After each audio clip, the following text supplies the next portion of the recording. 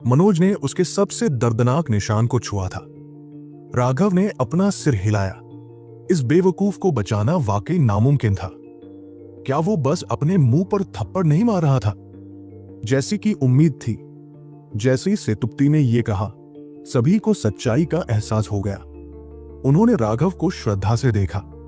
मनोज, क्या तुम बच्चे हो? जाओ, बैठो और बस देखो। राघव ने हाथ हिलाया।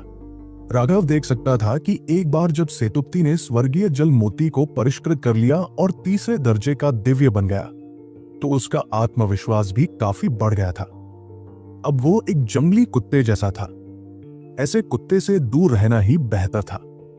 बेशक दूसरा विकल्प उसे मार डालना था, लेकिन आप उससे बात करने की कोशिश तो बिल्कुल नहीं कर सकते थे। धमाका! अचानक जमीन कांप उठी।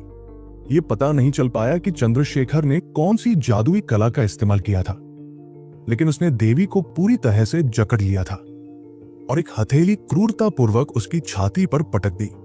उस प्रचंड शक्ति ने सीधे उसकी छाती को धंसा दिया। वापस उड़ते हुए उसने बेतहाशा खून की उल्टियां की। जुआनतियान दाओ संप्रदाय के कुछ शिष्य उसे पकड़ने गए, लेकिन उसने फिर से खून की खांसी की और बेहोश हो गई। वह हथेली स्पष्ट रूप से उतनी सरल नहीं थी जितनी दिखाई दे रही थी। अरे, क्या वो सच में औरत है? उसकी छाती तो मेरी छाती से भी ज्यादा चपटी थी, शुभम ने गाली दी। अचानक उसने मुड़कर सीमा और नेहा की तरफ देखा। वो कामुक मुस्कान के साथ बोला, लेकिन तुम दोनों बुरी नहीं हो। सीमा और नेहा के हाव भाव तुरंत बदल गए। नेहा आगे बढ़ने ही वाली थी कि राघव ने उसे रोक लिया। राघव ने अपनी आंखें थोड़ी सिकुड़ी और फिर लक्ष्मण की ओर मुड़ा। मैं उसे तुम्हारे पास छोड़ दूंगा। उसे अपनी तलवार की भेंट चढ़ाओ। लक्ष्मण थोड़ा हैरान हुआ, लेकिन फिर एक खुश मुस्कान के साथ बाहर चला गया। इससे काफी हलचल मच गई। सभी ने देखा कि लक्ष्मण केवल एक रैंक 1 दिव्य था। रैंक 2 दिव्य को चुनौती देना आत्महत्या से कैसे अलग था? राघव, क्या लक्ष्मण? सीमा ने चिंतित होकर पूछा। चिंता मत करो, मुझे उस पर विश्वास है। राघव मुस्कुराया। उस मुस्कान में आत्मविश्वास और गर्व दोनों थे। पिछले कुछ दिनों में उसे कुछ सुराग मिले थे। अब वह चाहता था कि हर कोई गवाही दे। हाँ, एक और कूड़ा सचमुच बाहर आ गया। चूंकि तुम मरना चाहते हो, मैं तुम्हारी मदद करूंगा। चंद्रशेखर इतना क्रोधित हुआ कि वो हंस पड़ा। उसे लगा कि ये उसका अपमान है। उसके रून फूट पड़े और उन रूनों के भीतर एक स्थानिक संपीड़न था। यह वही तकनीक थी जो उसने देवी के खिलाफ इस्तेमाल की थी। लेकिन लोगों को यह देखकर आश्चर्य हुआ कि लक्ष्मण ने न तो अपनी आभा छोड़ी, न ही स्वर्गीय दाऊस की पुकार। इसके बजाय उसके दाहिने हाथ ने धीरे से उसकी पीठ पर लगी तलवार को थाम लिया। उसकी हरकतें इतनी कोमल और धीमी लग रही थी, दरअसल ऐसा लग रहा था जैसे समय थम सा गया हो। अक्षरा हैरान थी। उसने सोचा भी नहीं था कि लक्ष्मण पहले ही। सावधान! मीरा अचानक चिल्लाया। लक्ष्मण की तलवार म्यान से बाहर आ गई थी। प्रकाश की एक किरण हवा में चीरती हुई समय और स्थान को चीरती हुई निकल रही थी। ऐसा लग रहा था जैसे ये चीरा अतीत और भविष्य को चीर रहा हो। लोगों ने बस एक हल्की सी रोशनी देखी, उसके बाद सब कुछ सामान्य हो गया। उसकी तलवार एक बार फिर म्यान में थी। लक्ष्मण का हाथ धीरे धीरे तलवार की मूठ से हट गया। उसका चेहरा थोड़ा पीला पड़ गया था और उसके मुंह के कोने से खून की एक बूंद टपक रही थी, लेकिन उसकी आंखों में एक पवित्र प्रकाश चमक रहा था। वो मुड़ा और अपनी जगह पर वापस आ गया। लोगों को पता ही नहीं चला कि क्या हुआ था। उन्होंने देखा कि शुभम बस वहीं खड़े थे, आगे की ओर देख रहे थे। अचानक शुभम आगे की ओर गिर पड़ा। उसी समय उसका शरीर 2 टुकड़ों में बंट गया। वो पूरी तरह से 2 टुकड़ों में बंट गया। एक कोलाहल मच गया। लक्ष्मण की तलवार ने न सिर्फ उसके शरीर को, बल्कि उसकी आत्मा को भी अलग कर दिया था। यहां तक कि उसके स्वर्गीय दाव रून भी नष्ट हो गए थे। यह सचमुच एक अद्वितीय आक्रमण था। तुम दुष्ट बच्चे, मर जाओ! अप्रत्याशित रूप से मीरा ने अचानक लक्ष्मण पर हमला कर दिया। उसकी आवाज में एक अजीब सी शक्ति समाहित थी। और वो शक्ति लक्ष्मण की ओर टूट पड़ी। राघव और सीमा के हाव भाव बदल गए। ये एक आध्यात्मिक हमला था। एक पूर्वज विशेषज्ञ ने वास्तव में एक जियांटियन शिष्य को बेशर्मी से निशाना बनाया था। यहां तक कि अक्षरा ने भी ऐसी बात की कल्पना नहीं की थी। आत्मिक ढाल। सीमा और राघव दोनों ने लक्ष्मण के सामने ढाल बनाने के लिए अपनी आध्यात्मिक शक्ति को सक्रिय किया। दोनों ढालों का आकार एक जैसा था, लेकिन सीमा की ढाल काफी सघन थी। दो धमाकों के साथ उनकी ढालें फट गई। लक्ष्मण जमीन पर गिर पड़ा। तुम बूढ़ी कुतिया, तुम सचमुच मरना चाहती हो। अचानक एक भयंकर चीख गूंजी, जिससे आसमान हिल गया।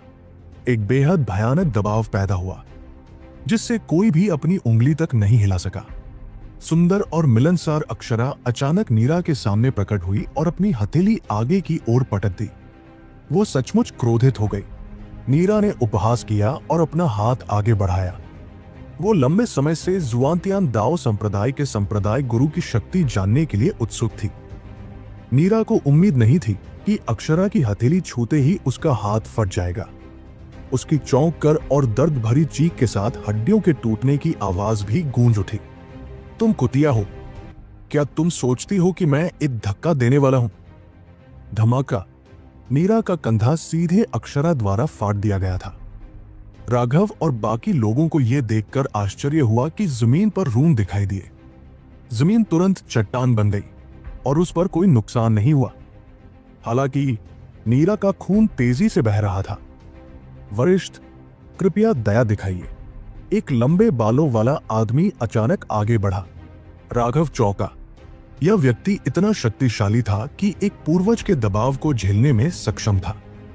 पहले तो वह भी हिल नहीं पाया था, और अब हालांकि वह मुश्किल से हिल पाएगा, वो भी उसकी तरह आसानी से नहीं हिल पाएगा। भाड़ में जाओ। अगर तुमने मुझे गुस्सा दिलाया तो मैं तुम्हें मार डालूंगा। अक्षरा ने सीधे एक लात मारी। लोग समझ भी नहीं पाए कि क्या हो रहा है, और वो लंबे बालों वाला आदमी, जो अभी भी कई मीटर दूर था, उछल कर गिर पड़ा। बेहोश होने से पहले उसने खून की उल्टी की।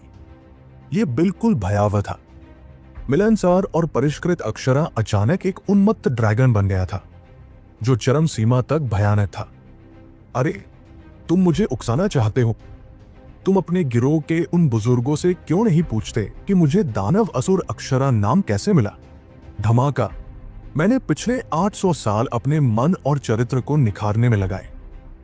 बड़ी मुश्किल से मैं अपने गुस्से पर काबू पा पाया, लेकिन तुम कमीनी कुतिया ने इसे बर्बाद कर दिया। मैं सचमुच तुम्हें मार डालूंगा। धमाका। जैसे जैसे अक्षरा गालियां देती गई, उसकी गालियां और भी ज्यादा भद्दी और अश्लील होती गई।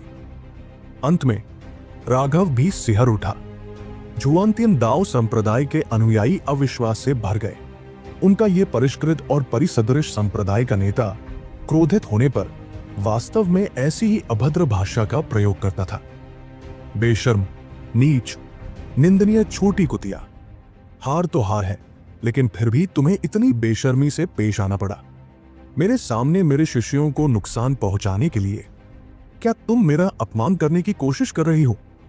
यहां तक कि राघव, जो अपनी थप्पड़ मारने की कला को बेजोड़ मानता था, को भी गति के मामले में अपनी हीनता स्वीकार करनी पड़ी। संप्रदाय के गुरु के थप्पड़ बहुत तेज थे। एक ही सांस में उसने उसे 100 से ज्यादा थप्पड़ मारे, और तो और हर थप्पड़ की लय और ताल एक जैसी थी।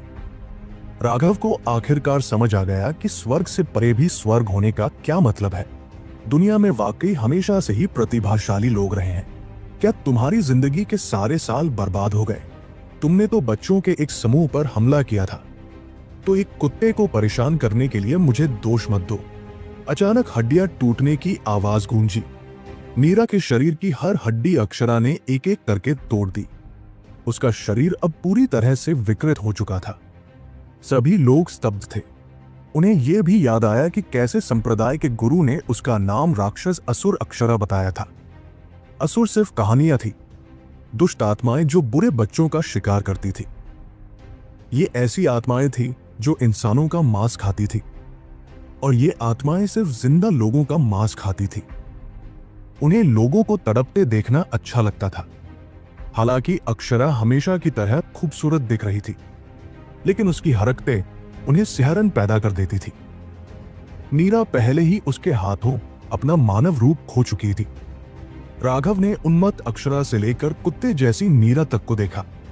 उसे एक अजीब सी सिहरन महसूस हुई। वो सचमुच एक बेवकूफ था। उसने उसे छोटी बहन कहने की हिम्मत कैसे की? 1 घंटे बाद नीरा सचमुच एक मांस का लोथड़ा बन गई थी। वह बहुत पहले ही इंसान होने का कोई भी एहसास खो चुकी थी। अक्षरा ने आखिरकार उसे एक तरफ फेंक दिया। बेवकूफ, तू तो छोड़। तेरे वो 3 भूत भी मेरे सामने पादने की हिम्मत नहीं कर सकते। तेरे जैसा छोटा सा जूनियर भी मुझे चुनौती देने की हिम्मत करता है। अगर मैंने पिछले कुछ सालों में अपने गुस्से पर काबू नहीं रखा होता तो तू मर चुका होता। खुद को खुशकिस्मत समझ। मैं इन बच्चों को मुंह दिखाऊंगा और एक बार तुझे छोड़ दूंगा, अक्षरा ने ठंडे स्वर में कहा। नीरा का शरीर कांपने लगा। उसके चारों ओर स्वर्गीय दाव रून प्रकट हुए और उसकी चोटें तेजी से ठीक होने लगी। वो स्पष्ट रूप से एक दिव्या थी। वो पूरी तरह से डर गई थी। उसे एहसास हुआ कि उसकी दिवंगत फाउंडेशन फोर्जिंग शक्ति में अक्षरा के सामने जवाबी कार्रवाई करने की जरा भी क्षमता नहीं थी। अगर वो उसे मारना चाहती तो तब की मर चुकी होती। यह कहा जा सकता है कि अक्षरा ने उसका आत्मविश्वास पूरी तरह से तोड़ दिया था। यह सोचकर कि कैसे उसने व्यर्थ ही उसे चुनौती देने की कोशिश की थी, उसे अब यह सब हास्यास्पद लग रहा था। उसने शुरू में सोचा था कि अपनी प्रतिभा और अपनी जवानी और सुंदरता को बनाए रखने में अपनी ऊर्जा बर्बाद न करने के कारण वो निश्चित रूप से अक्षरा के खिलाफ बराबरी से लड़ पाएगी। लेकिन अब उसे निराशा का मतलब समझ आ गया था। राघव, उस बच्चे की जांच करो। अगर वो अपंग है तो मैं उसके साथ इस कुतिया को मार डालूंगा, अक्षरा ने कहा। देखने की कोई जरूरत नहीं है, वो पहले से ही अपंग है। उसे मार डालो, राघव ने बिना किसी हिचकिचाहट के कहा। अक्षरा गुस्से में लगभग हंस पड़ी। राघव वाकई बहुत दुष्ट था। वह चाहता था कि वह नीरा को मार डाले। नीरा को मारने से कुछ नहीं होता, लेकिन वो अभी भी रिमोट हेवन गैंग की मौजूदा नेता थी। उसे यूं ही मार देना ठीक नहीं था। बाकी लोग राघव की तरफ देखने लगे। उसने वाकई एक देवतुल्य महिला से इस तरह बात करने की हिम्मत की। उन्हें उसकी हिम्मत की दाद देनी पड़ी।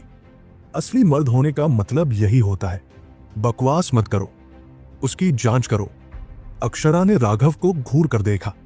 वो सचमुच अपंग है और कई जगहों पर देखो, उसके कपड़े 2 जगहों से अपंग हो गए हैं और उसके बालों की कई लटें अपंग हो गई हैं। सीमा इसे सहन नहीं कर सका और बोला, लक्ष्मण को बस उसकी आत्मा को झटका लगा है, कोई बड़ी क्षति नहीं हुई है।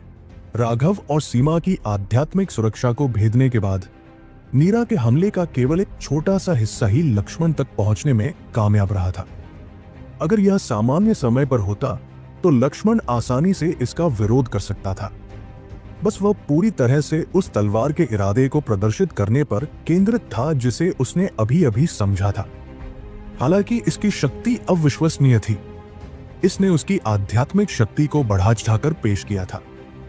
नीरा ने उस कमजोरी को भांप लिया था, इसीलिए उसने आध्यात्मिक आक्रमण किया था। उसका सबसे अच्छा विकल्प यही था कि इस भयानक तलवार साधक को उसके बढ़ने से पहले ही खत्म कर दिया जाए।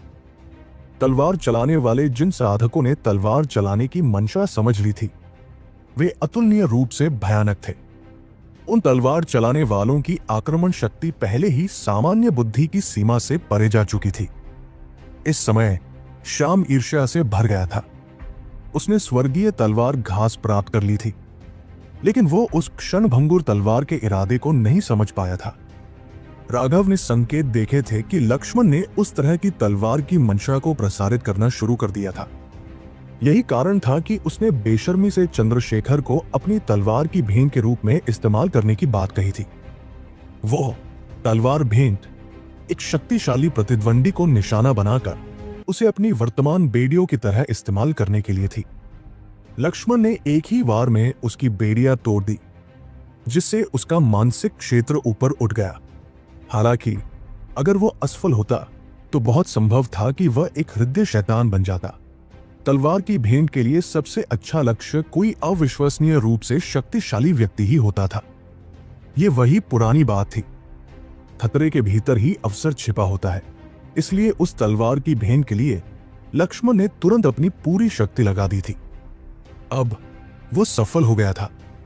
एक बार जब वह जागता तो उसे पता चलता कि उसने अपना अगला कदम उठा लिया है। जैसे ही सब लोग अक्षरा को स्तब्ध होकर देख रहे थे, एक उड़ती हुई नाव ऊपर से गुजरी। नाव पर सवार लोगों को देखकर राघव और बाकी लोगों के दिल कांप गए। राघव के इतना हैरान होने की वजह यह थी कि उनमें से हर एक के सिर पर 3 इंच का सिंग था। ये गैंडे के सिंग जैसा था। उड़ती हुई नाव रुकी और 50 से ज्यादा युवक युवतियां नीचे उतरे। उन्होंने सबकी अजीब निगाहों को नजरअंदाज कर दिया। दरअसल वे बेहद घमंडी लग रहे थे और उन्हें तिरस्कार भरी नजरों से देख रहे थे। ये फुलमून जाति के शिष्य हैं। अक्षरा ने उन्हें धीरे से बताया कि इन लोगों का एक प्राचीन वंश है। उनके शरीर में बहने वाले रक्त में एक शक्तिशाली विरासत है और उनके सिर पर लगा सींग उनकी जन्मजात दिव्य क्षमताओं को प्रकट कर सकता है। उन्हें उनके आसपास सावधान रहना होगा। तुम क्या देख रहे हो? तुम निम्न वंश के कूड़े हो। फुलमून जाति की महिलाओं में से एक ने स्तब्ध शिष्यों पर चिल्लाया। उनके हाव भाव बदल गए। ये यहां मौजूद हर एक व्यक्ति का अपमान था। वो साफ कह रही थी कि इंसान एक निम्न प्रजाति है, अशिष्ट मत बनो।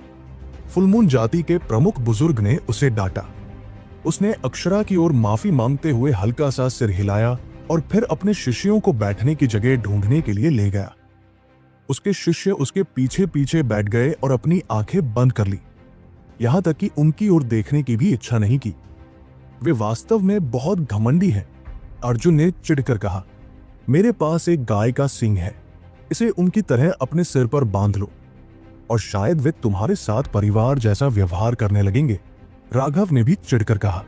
अक्षरा के अनगिनत वर्षों के अनुभव के बावजूद वो अपनी आंखें घुमाने से खुद को नहीं रोक सकी।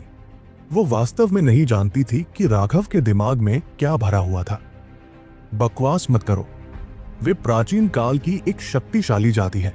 अपनी वंशावली की पवित्रता की रक्षा के लिए वे बाहरी दुनिया से संबंध नहीं बनाते। वे अपनी वंशावली को अपना सबसे बड़ा गौरव मानते हैं और इस तरह अपनी वंशावली का अपमान करने से उन्हें गुस्सा आएगा।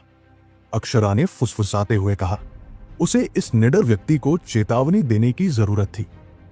राघव ने आंखें घुमाई, मन ही मन व्यंग्य करते हुए, छी, ये कैसा तर्क है? वे हमारा मजाक उड़ा सकते हैं, लेकिन हमें उनका मजाक उड़ाने की इजाजत नहीं। वे हमें गुस्सा दिला सकते हैं, लेकिन हम उन्हें गुस्सा नहीं दिला सकते। ये कैसा बकवास नियम है? लेकिन उसने फिर भी अक्षरा को सम्मान दिया। खैर, अगर दूसरे उसे नाराज नहीं करते तो वह भी उन्हें नाराज नहीं करता। वो मुसीबत नहीं खड़ी करता, लेकिन वह मुसीबत से डरता नहीं था। फुलमून रेस के आगमन के बाद हवा में तनाव बढ़ गया। मीरा अपनी चोटों से पहले ही उबर चुकी थी। हालांकि अक्षरा क्रूर थी। वो वास्तव में अपना जीवन नहीं चाहती थी। अपनी स्वर्गीय दांव ऊर्जा के साथ उसे ठीक करना मुश्किल नहीं था। अंकित। मीरा अचानक अपने बगल में खड़े एक शिष्य की ओर मुड़ी। शिष्य मौजूद है। ये वही व्यक्ति था जो अक्षरा के दबाव से बच निकला था जब उसने नीरा को दबाया था। वो अविश्वसनीय रूप से शक्तिशाली था। एक बार जब तुम अनादि पथ में प्रवेश कर जाओ तो जुआनतियान दाओ संप्रदाय के किसी भी शिष्य को जो भी तुम्हें दिखाई दे मार डालो, नीरा ने फुसफुसाते हुए कहा। अक्षरा के प्रति उसकी घृणा चरम पर पहुंच गई थी, लेकिन उसका कुछ न कर पाने के कारण वो अपने शिष्यों पर ही नजर गड़ाए बैठी थी। चिंता मत करो, जैसे ही मुझे उनकी एक झलक मिल जाएगी मैं उन्हें मार डालूंगा, यहां तक कि उस नए उन्नत तीसरे दर्जे के दिव्य प्राणी को भी। मुझे विश्वास है कि मैं उसे 100 चालों से भी कम समय में मार सकता हूं। उस शिष्य ने एक भयावह मुस्कान के साथ कहा। उस राघव से सावधान रहना, मुझे लगता है कि वो अजीब है। उसके अलावा तुम्हें उस तलवार साधक को जरूर मारना होगा। अगर तुम उसे बढ़ने दोगे तो वो हमारे लिए मुसीबत बन जाएगा। वो तुम्हारा मुख्य निशाना है, नीरा ने कहा। नीरा ने एक जियांटिन शिष्य पर हमला करने के लिए अपना चेहरा फेंक दिया था। इसका कारण लक्ष्मण की भयानक क्षमता थी। मैं समझता हूं, मैं जरूर उसकी कुछ खास देखभाल करूंगा। वो मुस्कुराया और अपने दांत दिखाए, मानो कोई छुपा हुआ तेंदुआ अपने नुकीले दांत दिखा रहा हो। जुआनतियान दाओ संप्रदाय की ओर से अक्षरा सभी को अनादि पथ के कुछ निषेधों के बारे में बता रही थी। हालांकि वो ये सब पहले ही कह चुकी थी, फिर भी उन्होंने उन्हें और गहराई से समझाने के लिए इसे फिर से कहा। इसके अलावा रिमोट हेवन गैंग के लोगों का ध्यान रखना, खासकर अंकित नाम के उस आदमी का। जब मैंने उसे लात मारी थी तो मैंने अपनी शक्ति का केवल 20% ही इस्तेमाल किया था, लेकिन एक अजीब जादुई कला का इस्तेमाल करके वो मेरी शक्ति के एक हिस्से को रोकने में कामयाब रहा। उसे उड़ाने के लिए मेरे पास अपनी शक्ति बढ़ाने के अलावा कोई विकल्प नहीं था, अक्षरा ने कहा। राघव चौंकने से खुद को नहीं रोक पाई। अक्षरा राजा स्तर के जितना करीब हो सकता था उतना करीब थी। यह देखकर कि उसने दिवंगत फाउंडेशन फोर्जिंग नीरा को कैसे पूरी तरह से नष्ट कर दिया था, यह स्पष्ट था कि वो अविश्वसनीय रूप से शक्तिशाली थी। लेकिन यह अंकित वास्तव में उसकी शक्ति के एक हिस्से को रोकने में सक्षम था। यह वास्तव में चिंताजनक था। सेतुप्ती ने आत्मविश्वास से कहा, अगर उसने मुझ पर अपने नुकीले दांत दिखाने की हिम्मत की तो मैं निश्चित रूप से उसे मार डालूंगा। राघव ने आंखें घुमाई, साथ ही उसने अक्षरा की आंखों में गहरी उपहास भरी नजरें देखी। उसे साफ तौर पर नहीं लगता था कि सेतुप्ती में वो क्षमता है। तीसरे दर्जे का दिव्य प्राणी बनने के बाद उसके मानसिक क्षेत्र में एक समस्या आ गई थी। उसका आत्मविश्वास बेकाबू हो गया था। हालांकि उसने उससे कुछ नहीं कहा। वो एक बार फिर अपने सौम्य और शालीन स्वभाव में लौट आई थी। ऐसा लग रहा था जैसे वो पहले से बिल्कुल अलग इंसान हो गई हो। जब वे बातें कर ही रहे थे, कई और उड़ने वाली नावें नीचे उतरी। वे सभी प्राचीन जातियों से थी। उनमें से कुछ के पास शल्क थे, कुछ के पास पूंछ थी और कुछ के पास तीसरी आंख थी। राघव का ध्यान सबसे ज्यादा उस प्रजाति ने खींचा जिसकी पीठ पर पंखों का एक जोड़ा था। उनकी आंखें चील जैसी थी, मानो वे एक नजर में ही किसी के दिल के आर पार देख सकती हो। सबसे आगे एक लंबा चौड़ा आदमी था। उसके हाथ में एक सुनहरा धनुष था। उस धनुष पर लगे रून शक्तिशाली कंपन पैदा कर रहे थे। कितना शक्तिशाली! वह आदमी अभी नाव से उतरा ही था कि उसकी नजर सब पर पड़ी। जो भी उसे सीधे देख रहा था उसे मौत का एहसास हो रहा था। वे लोग सांस नहीं ले पा रहे थे। वो निश्चित रूप से एक महान विशेषज्ञ था। उस आदमी की नजर राघव पर पड़ने से पहले अंकित और सेतुप्ती पर थोड़ी रुकी। ओह! वो आदमी अचानक रुक गया और राघव की तरफ सिर हिलाया। बुरा नहीं है, मैं एक दिलचस्प आदमी से मिला हूं। तुम एक बहुत अच्छे शिकार हो। सब चौंक गए। ये व्यक्ति वास्तव में बहुत घमंडी था।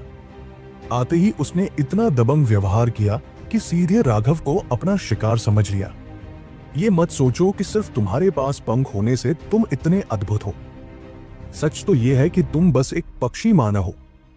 क्या इसका किसी पक्षी जैसा उपयोग है या शायद किसी पंख जैसा? राघव ने जवाब दिया। यह व्यक्ति सचमुच बहुत ताकतवर था। यहां तक कि राघव के दिल में भी कंपन महसूस हुआ। लेकिन इसका मतलब यह नहीं था कि वह उसका अपमान करने लायक था। मौत को न्योता उस व्यक्ति के पीछे खड़े दर्जनों विशेषज्ञों ने तुरंत अपने धनुष उठाए। ठंडे तीर राघव की दिशा में चल पड़े। मनोज और बाकी लोग क्रोधित हो गए और राघव भी। उसे यह देखकर बहुत बुरा लगता था जब लोग इस तरह उस पर हथियार तानते थे। उसने ठंडे स्वर में कहा, मैं 3 तक गिनूंगा। अगर तुमने अपने धनुष नहीं रखे तो मैं ऐसा करूंगा कि तुम कल का सूरज कभी न देख सको। 1, अहंकार। वो आदमी केवल उदासीनता से मुस्कुराया। 2, राघव ने उसे अनसुना कर दिया। सब चौंक गए। उन्होंने अक्षरा की तरफ देखा, लेकिन उसने कुछ नहीं कहा। वह बस देख रही थी। उसे रोकने का कोई इरादा नहीं था। यद्यपि अक्षरा ने राघव को चेतावनी दी थी कि वह प्राचीन जातियों को भड़काने की पूरी कोशिश न करे। ऐसा इसलिए था क्योंकि वह चिंतित थी कि उन्हें अनादि पथ में कष्ट उठाना पड़ेगा। अब बात अलग थी। वे उसके वर्तमान से उन्हें कोस रहे थे। स्वाभाविक रूप से वह राघव को लड़ने से नहीं रोकेगी। हालांकि प्राचीन जातियां शक्तिशाली थी, तो क्या हुआ, उसे प्रमुख संप्रदाय का समर्थन प्राप्त था, इसलिए वो किसी से नहीं डरती थी। साधना पथ पर रियायतें देना हार की शुरुआत थी। वह यह भी देखना चाहती थी कि राघव कितना मजबूत है। राघव बस 3 चिल्लाने ही वाला था और वह उन सभी लोगों से लड़ने और उन्हें मार डालने के लिए तैयार था। हालांकि इससे उसकी ताकत उजागर हो जाती, लेकिन उसे अब इसकी कोई परवाह नहीं थी। वह इस गुस्से को बर्दाश्त नहीं कर पा रहा था। इन्हें हटा दो। एक शिकारी के लिए आनंद शिकार करने में ही है, उसे यहां मारना व्यर्थ है। उस आदमी ने हाथ हिलाया और उन लोगों ने अपने धनुष रख दिए, लेकिन वे अब भी उपहास और तिरस्कार से राघव को घूर रहे थे। बॉस, चलो उन्हें मार डालें, वे बहुत क्रोधित करने वाले हैं। अर्जुन ने कहा, रहने दो, यहां जितने भी लोग हैं उनमें से हमारे ज्यादा दोस्त नहीं हैं। अपने तुरुप के पत्ते दिखाने से दूसरों को ज्यादा मौके मिलेंगे। लोग हमारी लड़ने की शैली के हिसाब से योजनाएं बनाएंगे। कुछ समय के लिए तो यह संतोषजनक हो सकता है, लेकिन एक बार जब हम सब खतरे में पड़ जाएंगे तो यह बेकार हो जाएगा। एक बार जब हम अमर पथ पर होंगे तो इतने देखने वाले नहीं होंगे। तुम जैसे चाहो मार सकते हो। याद रखो, हम एक टीम है और हमें सबके बारे में सोचना होगा। राघव ने अर्जुन का कंधा थपथपाया। उसके शब्द सिर्फ अर्जुन के लिए ही नहीं, बल्कि मनोज और बाकियों के लिए भी थे। ये एक चेतावनी थी। वो हमेशा उनसे कहता था कि इस दुनिया में कोई बेजोड़ जादुई कला नहीं है।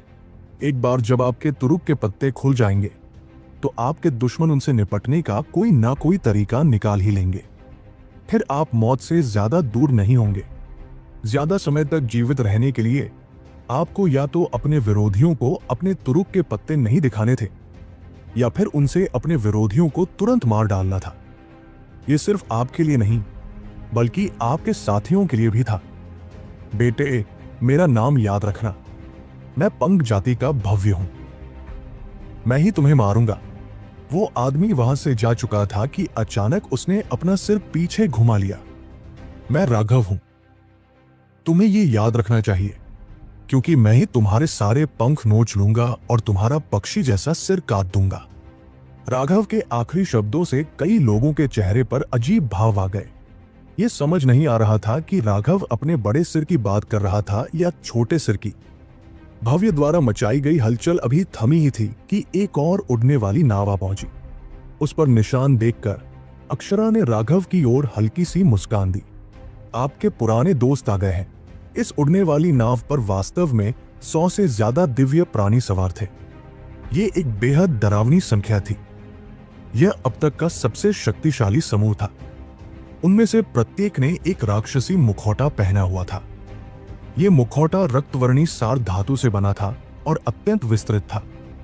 उनसे एक घनी खूनी हवा निकल रही थी, जिससे लोगों के रोंगटे खड़े हो रहे थे।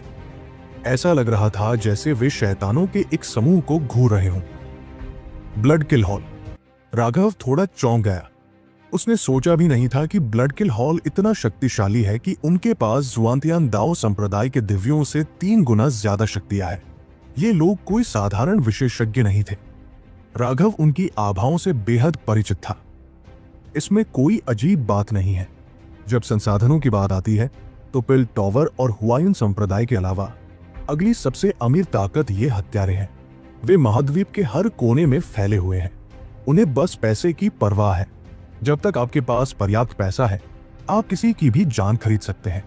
ब्लड किल हॉल की संचित संपत्ति निश्चित रूप से आपकी कल्पना से परे है।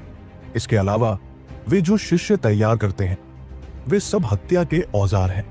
अपने शिष्यों को तैयार करने के उनके विशेष तरीकों को देखते हुए उनकी ताकत पर सवाल उठाने की कोई जरूरत नहीं है। उन्हें नीची नजर से मत देखिए। हालांकि वे कुख्यात हैं और हालांकि अतीत में अनगिनत बार उन्हें घेर कर खत्म किया जा चुका है, वे हमेशा पहले से कहीं ज्यादा मजबूत होकर वापस आते हैं। उनकी नींव किसी भी सर्वोच्च संप्रदाय से कमजोर नहीं है। वास्तव में ये और भी ज्यादा मजबूत हो सकती है। अक्षरा ने चेतावनी दी। उनके दिल कांप उठे। यह अप्रत्याशित था कि ब्लड किल का आधार इतना मजबूत था। पहले तो उन्होंने उन्हें बस कुछ दुष्ट हत्यारे ही समझा था। ये लोग अपनी पीठ पर तलवारें रखते थे, लेकिन उनकी तलवारें बेहद पतली होती थी। लंबाई में वे सामान्य तलवारों जैसी ही होती थी, लेकिन म्यान की चौड़ाई से पता चलता था कि वे पतली थी। आगे वाले व्यक्ति ने भी मास्क पहना था, लेकिन उसके मास्क पर लकीरें थी। उसके पीछे वाले लोगों के पास भी ऐसी ही लकीरें थी, लेकिन ज्यादातर के पास सिर्फ 3 से 5 लकीरें थी। उसका मुखौटा रेखाओं से ढका हुआ था। उनकी संख्या 100 से ज्यादा रही होगी। अक्षरा ने कहा, मुझे उम्मीद नहीं थी कि ब्लडकिल हॉल में इतनी भयानक आकृति उभरेगी। तुम्हारा क्या मतलब है? राघव ने पूछा। वे मुखौटे उनकी महिमा का प्रदर्शन है। हर बार जब वे अपने से ऊपर किसी बड़े क्षेत्र में किसी की हत्या करते हैं, तो ब्लडकिल हॉल उनकी शक्ति दिखाने के लिए उनके मुखौटे में एक रेखा जोड़ देगा। अक्षरा ने कहा, हे भगवान, क्या इसका मतलब ये नहीं है कि इस व्यक्ति ने 100 से ज्यादा समुद्री विस्तार विशेषज्ञों की हत्या कर दी है? एक शिष्य चिल्लाया। बस इतना ही नहीं, मैंने सुना है कि 100 पंक्तियों की सीमा होती है। प्रत्येक मुखौटे में केवल 100 पंक्तियां ही होंगी, लेकिन उसके मुखौटे में 137 पंक्तियां हैं। ये अतिरिक्त 37 पंक्तियां एक ऐसी हत्या का प्रतिनिधित्व करती हैं जिसे अंजाम देना लगभग असंभव था। अक्षरा ने गहरे अर्थ के साथ कहा, कर पाना लगभग नामुमकिन है। क्या ऐसा हो सकता है? हाँ, ये समुद्री विस्तार सेलेस्टियल्स की हत्या करने के लिए है। दूसरे शब्दों में, उसने 37 सेलेस्टियल्स को मार डाला है जो समुद्री विस्तार क्षेत्र में पहुंच गए थे। अक्षरा ने कहा, वे सभी स्तब्ध थे। जुआनतियान दाओ संप्रदाय के मठ प्रमुख समुद्र विस्तार विशेषज्ञ थे, लेकिन उनमें से एक भी दिव्य नहीं था। ऐसा कहा जाता था कि जो दिव्यात्माएं सागर विस्तार क्षेत्र में पहुंच जाती हैं, उन्हें मुख्य संप्रदाय में भेज दिया जाता है। लेकिन इस आदमी ने वास्तव में उस स्तर पर 37 लोगों की हत्या कर दी थी। यहां तक कि राघव भी हैरान रह गया। हमारे पूर्वी बंजर भूमि में इतने सारे समुद्री विस्तार वाले आकाशीय जीव नहीं हैं। इस व्यक्ति को केंद्रीय मैदानों में जाना चाहिए था, या शायद वो मूल रूप से केंद्रीय मैदानों से था और अमरपथ के उद्घाटन के लिए यहां आया था। अक्षरा ने कहा। राघव चौंक गया। ऐसा होना बहुत संभव था। उसने सुना था कि मध्य मैदान प्रतिभाओं का असली मंच है, छिपे हुए ड्रैगन और दुबके हुए बाघों से भरा हुआ। पूर्वी बंजर भूमि की तुलना में एक समृद्ध शहर था, जबकि दूसरा एक उजाड़ गांव था। शहर में कोई भी व्यक्ति खुद को कोई खास नहीं कह सकता, लेकिन उस गांव में वो अद्वितीय प्रतिभा का धनी होगा, और इतने सारे प्रतिस्पर्धियों के बिना अमूल्य खजाने और अवसर प्राप्त करना आसान हो सकता है। सीमा और नेहा ने राघव को चिंतित भाव से देखा। वे सब जानते थे कि राघव और ब्लडकिल हॉल के बीच क्या हुआ था। शायद उनके आमने सामने आते ही खूनी लड़ाई छिड़ जाए। ब्लडकिल हॉल के समूह में एकमात्र बुजुर्ग ने मास्क नहीं पहना था। उसके वस्त्र धूसर थे और उसका चेहरा कठोर था। वो अपने लोगों का नेतृत्व कर रहा था। जब वे जुआनतियन दाओ संप्रदाय के लोगों के पास से गुजरे, तो उसके मुखौटे पर रेखाएं वाला आदमी अचानक रुक गया और राघव को देखने लगा। राघव अजीब तरह से मुस्कुराया। क्या सच में उसमें इतना चरित्रहीनता थी? उसे ढूंढने वाले सिर्फ वही लोग थे जो उसके लिए मुसीबत खड़ी करना चाहते थे। कोई भी चापलूस उससे दोस्ती करने की कोशिश क्यों नहीं कर रहा था? राघव, उस आदमी की आवाज अविश्वसनीय रूप से ठंडी थी और इससे लोगों को ठंड लग जाती थी। मैं पैसे उधार नहीं दे रहा हूं, राघव ने सीधे कहा। उस आदमी ने राघव के जवाब को नजरअंदाज कर दिया और ठंडे स्वर में बोला, तुम्हें भगवान की निंदा नहीं करनी चाहिए थी। अमरपथ ही तुम्हारी कब्रगाह होगी। अभी कुछ भी कहना जल्दबाजी होगी। देखते हैं, राघव ने कहा। हालांकि अक्षरा ने कहा था कि यह व्यक्ति बेहद डरावना है, लेकिन उसे डर नहीं लगा। इस व्यक्ति से उसे जो जानलेवा खतरा महसूस हुआ, वो भव्य और अंकित जैसा ही था। लेकिन इतने सालों तक अपनी परेशानियों से जूझने के बाद राघव ने अपना आत्मविश्वास बढ़ा लिया था। जब तक वह उसी क्षेत्र का कोई व्यक्ति था, उसने हार मानने से इनकार कर दिया। यह आत्मविश्वास अनगिनत विशेषज्ञों की मेहनत से बना था। हाँ, दिलचस्प, एक और शक्तिशाली शिकार। लगता है इस बार अमरपथ बेहद अद्भुत होगा, भव्य ने अचानक कहा। सब चौंक गए। यह भव्य सचमुच घमंडी था। राघव को उकसाने के बाद उसने वास्तव में एक भयानक हत्यारे को उकसाया था। भव्य, सही कहा। मैं हमेशा से तुमसे मिलना चाहता था ताकि जान सकूं कि क्या तुम सच में उतने ही शक्तिशाली हो जितना कि अफवाहें कहती हैं। दुर्भाग्य से मुझे तुम्हें मारने का मिशन कभी नहीं मिला और मैं ब्लडकिल हॉल के नियमों को नहीं तोड़ सका। लेकिन तुमने एक बात सही कही, इस बार अमरपथ निश्चित रूप से बेहद अद्भुत होगा। उस आदमी ने कहा। हाँ, परेशान मत हो। तुम्हारी हत्या की कला मेरे सामने बस एक मजाक है। अपना नाम बताओ, वरना मैं भविष्य में जिसे मारूंगा उसे पहचान भी नहीं पाऊंगा। भव्य ने कहा। जय, इस नाम को याद रखना, क्योंकि बहुत मुमकिन है कि इसी नाम वाले व्यक्ति द्वारा तुम्हें मार दिया जाएगा। जय ने जाने से पहले उदासीनता से कुछ शब्द कहे। उसके लोगों ने बैठने के लिए एकांत जगह ढूंढ ली। जय के आने के बाद ऐसा लगा जैसे सबके दिलों पर साया छा गया हो। ये हत्यारे बेहद डरावने थे। जब तक आपको उनके आने का आभास होता, आप मर चुके होते। राघव, तुम्हें कैसा लग रहा है? अक्षरा ने पूछा। दबाव में, राघव ने आज्ञाकारी भाव से सिर हिलाया। वो सचमुच दबाव में था। हालांकि उसे हार न मानने का भरोसा था, लेकिन जीत हासिल करने का भरोसा नहीं था। इतने शक्तिशाली विरोधियों से उसका पहली बार सामना हुआ था। हालांकि उन्होंने आपस में कोई मारपीट नहीं की थी, फिर भी अपने अंतर्ज्ञान से वो जानता था कि जय, भव्य और अंकित तीनों ही भयानक लोग थे। हालांकि अंकित ने अपनी शक्ति को अन्य दो से छिपाने के लिए कुछ गुप्त तकनीक का इस्तेमाल किया था, लेकिन वह इसे राघव से नहीं छिपा पाया था। इसके अलावा यह सिर्फ उनके साथ ही नहीं था। प्राचीन जातियों में कई शक्तिशाली विशेषज्ञ भी थे। राघव को लगा कि 8 लोग तीसरे दर्जे के दिव्य प्राणी हो सकते हैं।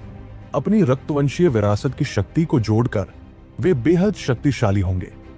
शायद यह किसी दबाव में होने जितना आसान नहीं होगा। 2 विशेषज्ञ पहले ही सार्वजनिक रूप से कह चुके हैं कि वे आपकी जान ले लेंगे। क्या आपके मन में अभी तक अपनी मृत्यु को स्वीकार करने का विचार आया है? सेतुपति ने व्यंग्यात्मक लहजे में कहा। तुम बेवकूफ वाटर पाइप, क्या तुम खुद को मरवाना चाह रहे हो? मेरे बॉस हमेशा से ही तुम्हारे साथ खिलवाड़ करने में बहुत आलसी रहे हैं, लेकिन तुम फिर भी बकवास करते रहते हो। क्या मुंह से बकवास निकलवाना कोई लत है? अगर तुम सच में मरना चाहते हो तो मैं तुरंत तुम्हारी इच्छा पूरी कर दूंगा। अर्जुन आखिरकार इसे और सहन नहीं कर सका। अगर राघव ने यह न कहा होता कि वह यहां नहीं लड़ सकता, तो उसने कब का अपना कवच इकट्ठा करके इस बेवकूफ को मार डाला होता। उसका मुंह बहुत घिनौना था। सेतुपति, क्या तुम्हें ऐसा नहीं लगता कि तुम ज्यादा से ज्यादा अतिवादी होती जा रही हो? क्या तुम मेरी बात पर यकीन करती हो जब मैं कहता हूं कि मैं तुरंत ही तुमसे अनादि पथ में भाग लेने का अधिकार छीन लूंगा? अब तो अक्षरा भी गुस्से में था। सेतुपति ने वास्तव में उसे कोई सम्मान नहीं दिया था और उसके सामने ही राघव का अपमान किया था। संप्रदाय की गुरु होने के नाते यह उसके लिए पहले से ही बेहद अशिष्टता थी। जहां तक राघव की बात है, हालांकि वह भी अनियंत्रित था, उसने हमेशा इसे उचित सीमा में रखा। उसने उसे कभी असहज महसूस नहीं कराया। लेकिन सेतुपति सचमुच बहुत नफरत करती थी। वो अपने शिष्यों को सबके सामने डांटना नहीं चाहती थी, लेकिन इस बदमाश ने उसकी सहनशीलता की सीमा पार कर दी थी। सेतुपति को भी लगा कि वह बहुत आगे निकल गया है। अगर उसने संप्रदाय के गुरु को नाराज कर दिया और अमरपथ में भाग लेने का अपना अधिकार खो दिया, तो उसके पास रोने के लिए भी जगह नहीं होगी। संप्रदाय गुरु, कृपया शांत हो जाइए। शिष्य तो राघव के साथ मजाक कर रहा था। शिष्य अपनी गलतियों को जानता है। सेतुपति ने जल्दी से माफी मांगते हुए सिर झुकाया। हालांकि वह जानती थी कि सेतुपति को असल में अपनी गलतियों का अंदाजा नहीं था। फिर भी अक्षरा ने उसकी परवाह नहीं की। सेतुपति पहले ही एक दिल के शैतान से पीड़ित हो चुका था। किसी की भी बात उस तक नहीं पहुंच पाती। उसके लिए बेहतर यही था कि वह कहीं और जाकर खुद को खत्म कर ले। सेतुपति के चुप हो जाने के बाद राघव ने अपने आसपास के लोगों से बात करना शुरू किया। सीमा, नेहा, मनोज, लक्ष्मण और अर्जुन, आप लोग अनादि पथ पर स्वतंत्र रूप से विचरण कर सकते हैं। आप सभी में अपनी रक्षा करने की शक्ति है, इसलिए मुझे आपकी कोई विशेष चिंता नहीं है। जहां तक शुभम और गौरी की बात है, तुम दोनों थोड़े कमजोर हो। अर्जुन, उन दोनों को एक ट्रैकिंग डिवाइस दे दो और एक सिद्धार्थ को भी दे दो। जब तक वे एक दूसरे से कुछ हजार मील की दूरी पर रहेंगे, वे फिर से इकट्ठा हो जाएंगे। जहां तक सिद्धार्थ की बात है, वो बहुत आसानी से खो जाता है, इसलिए शायद वह समझ नहीं पाएगा। तुम दोनों को जल्द से जल्द सिद्धार्थ को ढूंढने की पूरी कोशिश करनी चाहिए। इस तरह तुम तीनों का साथ ज्यादा सुरक्षित रहेगा। सिद्धार्थ ताकतवर है, लेकिन उसे भी तुम दोनों की देखभाल की जरूरत है। तुम दोनों एक दूसरे की कमजोरियों को पूरा कर रहे होगे। अर्जुन ने उन्हें 2 उपकरण दिए और एक सिद्धार्थ की कमर पर भी लगा दिया। सिद्धार्थ अभी भी गहरी नींद में सो रहा था। 10 से ज्यादा उड़ने वाली नावें आ गई और भी ज्यादा विशेषज्ञ इकट्ठा हो गए। अचानक एक शक्तिशाली स्थानिक उतार चढ़ाव भड़क उठा और जमीन भी हिलने लगी। अक्षरा ने अपना हाथ हिलाया, जिससे उसके लोगों की रक्षा के लिए एक पारदर्शी अवरोध बन गया। ऊपर हवा में एक विशाल भंवर दिखाई दिया। ये किसी जानवर के मुंह जैसा लग रहा था, जो पूरे आकाश और पृथ्वी को निगल जाना चाहता था। स्थानिक द्वार प्रकट हो गया है। हर कोई शांति से बैठा था और अपनी चरम अवस्था को बनाए रखने के लिए खुद को व्यवस्थित कर रहा था। तभी गड़गड़ाहट हवा में भर गई। प्रकाश फूट पड़ा और हवा में अंतहीन आदिम अराजकता फैल गई। एक विशाल द्वार प्रकट हुआ। यह द्वार किसी जानवर के मुंह की तरह लगातार खुलता और बंद होता रहता था। यह अनादि पथ का प्रवेश द्वार है। दुनिया में हो रहे परिवर्तनों के कारण यह प्रवेश द्वार क्षतिग्रस्त और अस्थिर है।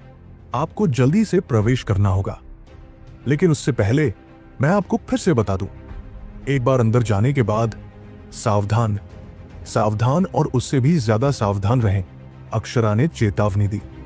राघव और बाकी लोगों ने सिर हिलाया। वे जानते थे कि अक्षरा ये इसलिए कह रहा था ताकि ये घमंडी लोग अंदर ही अंदर अपनी जान न गवा दें। सब लोग हरकत में आ गए। पंख जाति के लोग सबसे तेज थे।